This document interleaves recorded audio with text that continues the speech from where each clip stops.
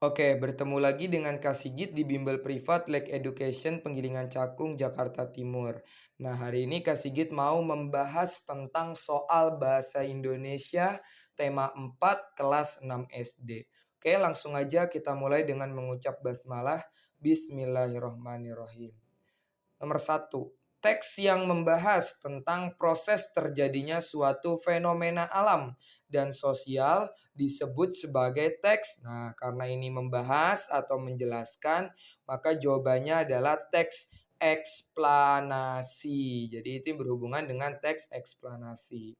Dua, salah satu struktur teks eksplanasi yang berisi pernyataan suatu topik yang akan dijelaskan dengan gambaran-gambaran permasalahannya, yaitu, nah karena ini masih awal yaitu pernyataan suatu topik, maka jawabannya adalah pernyataan umum. Jadi nomor dua jawabannya adalah pernyataan umum. Tiga, karakteristik atau ciri dari teks eksplanasi ialah isinya memuat, nah memuat apa? Yang tadi ya, memuat fenomena alam. Nih ya, fenomena alam.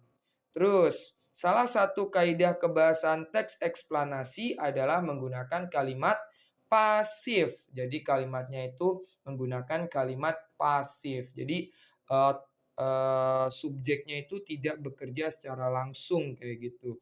Jadi dia dengan menggunakan kata-kata atau redaksi kata kalimat pasif.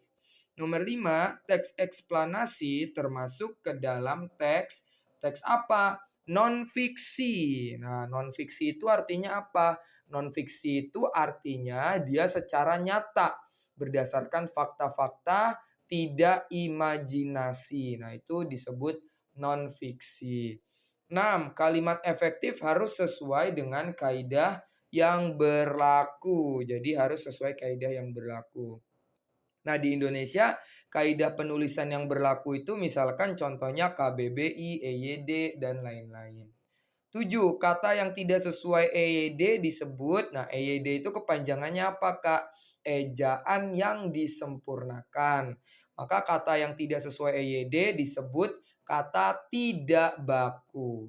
8, ide utama dari sebuah paragraf disebut ide pokok. Nah, jadi ide utama dari sebuah paragraf disebut ide pokok ya. 9, pada setiap paragraf terdapat pikiran utama dan pikiran. Nah, ketika ada pikiran utama, maka satunya lagi disebut sebagai pikiran penjelas kayak gitu ya. 10, kata baku dari resiko adalah, nah jadi penulisan resiko ini tidak baku. Harusnya kita ubah jadi apa? Contohnya, ini E-nya kita ubah menjadi huruf I. Jadi jawabannya adalah risiko kayak gitu ya. Oke, sampai sini dulu kita akhiri dengan mengucap hamdalah. Alhamdulillahirabbil alamin.